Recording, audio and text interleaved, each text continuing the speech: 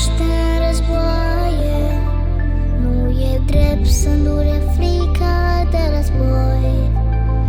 Cu ce oare a greșit, ce vină are un copil ce nu se întoarce înapoi?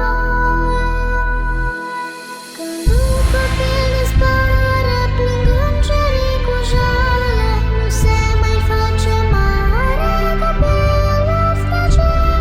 Și lacrimi cu șeroaie, plâng îngerii cu ploaie, nu merită războaie un suflet de copil. Poate